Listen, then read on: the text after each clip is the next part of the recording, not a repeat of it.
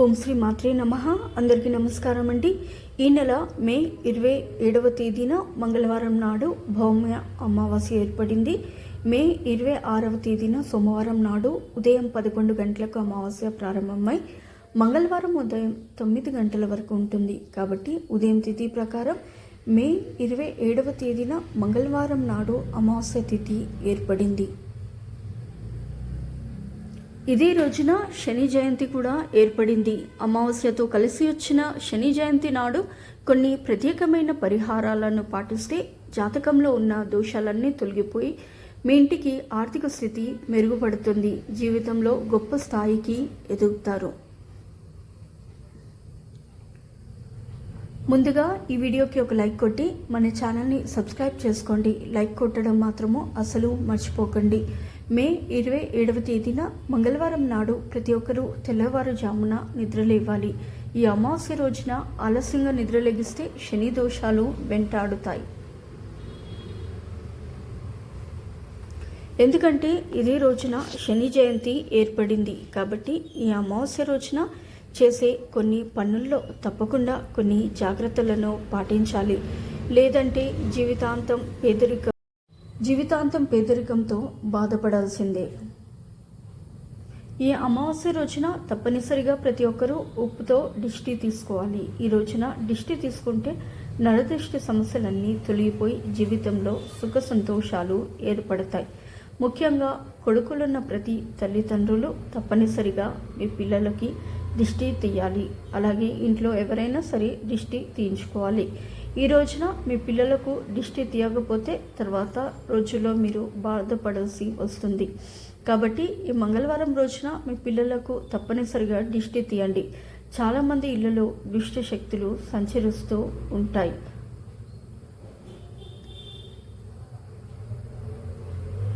ఏ ఇంట్లో అయితే దరిద్ర దేవత ఉంటుందో అలాంటి ఇళ్లలో డబ్బు కొరత ఏర్పడుతుంది. కుటుంబంలో అనారోగ్య సమస్యలు ఏర్పడతాయి. కాబట్టి ఈ అమావాస్య రోజున తప్పనిసరిగా మీ ఇంటికి దిష్టి తీయండి. ఒక నిమ్మకాయని తీసుకొని ఇంటి గుమ్మం ముందు నిలబడి ఇంటికి దిష్టి తీయండి. ఒక నిమ్మకాయని తీసుకొని ఇంటి గుమ్మం ముందు నిలబడి ఇంటికి దిష్టి తీయండి. దిష్టి తీసిన నిమ్మకాయను ఎవరు తొక్కని ప్రదేశంలో పడేయండి. ప్రతి ఇంటి ముందు తప్పనిసరిగా గుమ్మడికాయ ఉండాల్సిందే.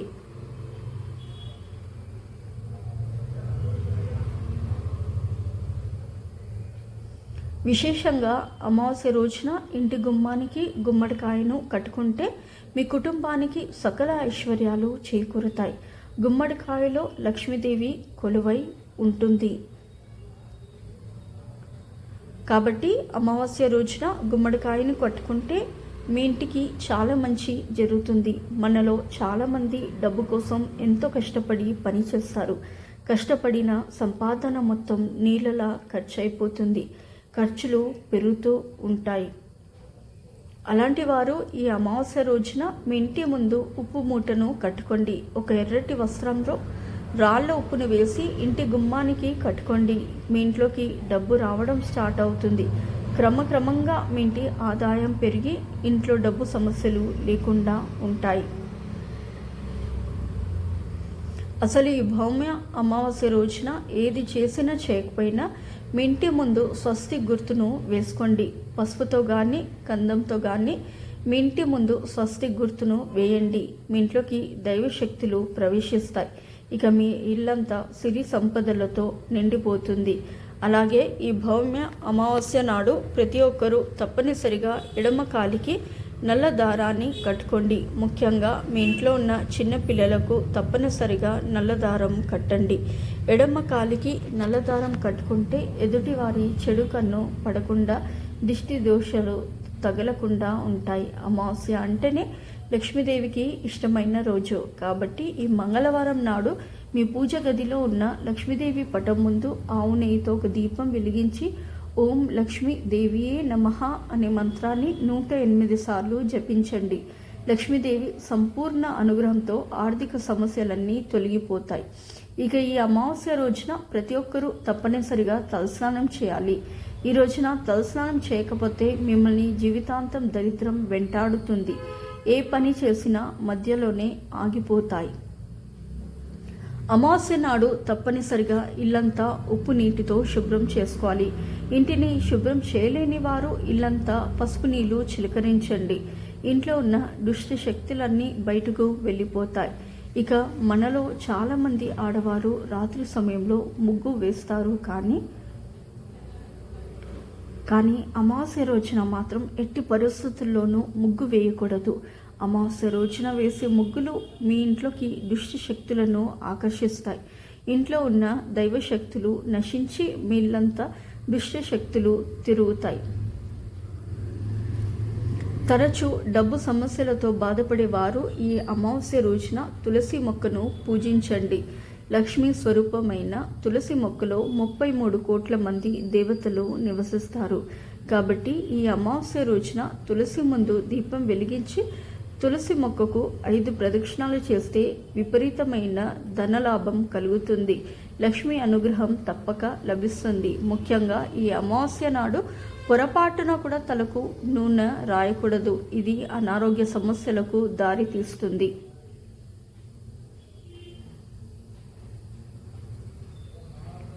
అమావాస్య రోజున మధ్యాహ్న సమయంలో నిద్రపోకూడదు. అలాగే భార్యాభర్తలు దూరంగా ఉండాలి.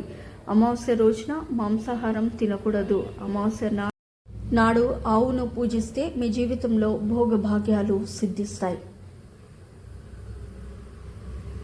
ఈ అమావాస్య రోజున గోమాతకు ఆహారాన్ని తినిపిస్తే జీవితంలో త్వరగా స్థిరపడతారు.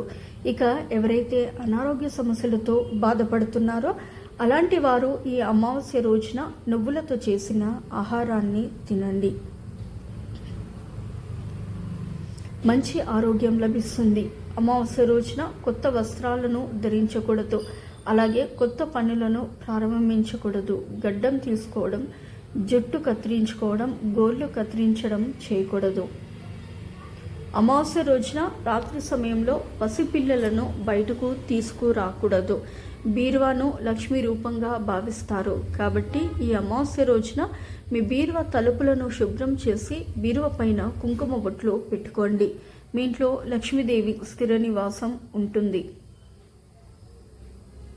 ఈ అమావాస్య రోజున శని జయంతి కూడా ఏర్పడింది. కాబట్టి మన జాతకంలో శని దేవుని అనుగ్రహం ఉంటే జీవితంలో దేనికి లోటు లేకుండా జీవితాంతం అష్ట ఐశ్వర్యాలతో జీవించవచ్చు.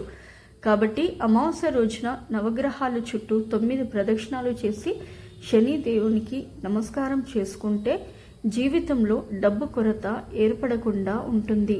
అమావాస్య రోజున దాన ధర్మాలు చేస్తే మీ పితృదేవతలు సంతోషిస్తారు. జీవితంలో ప్రశాంతత లభిస్తుంది. ఆర్థిక సమస్యలు తొలగిపోతాయి. ఈ రోజున నల్ల నువ్వులు దానం చేస్తే మీ పితృదేవతల ఆశీర్వాదం లభిస్తుంది. ఈ వీడియో కనుక మీకు నచ్చినట్లయితే ప్లీజ్ లైక్ చేసి మీ ఫ్రెండ్స్కి షేర్ చేయండి. అలాగే మా కొత్త వీడియోస్ మీకు వెంటనే చేరాలంటే మా ఛానల్ని సబ్స్క్రైబ్ చేసుకుని పక్కన ఉన్నటువంటి బెల్ ఐకాన్ని ప్రెస్ చేయండి. ధన్యవాదములు. సో ఇదండి ఇవాల్టి వీడియో. రేపటి వీడియోలో మళ్ళీ కలుస్తాను. అంతవరకు సెలవు. నమస్కారము. సర్వేజన సుఖినో భవంతు. Please do like, share and subscribe.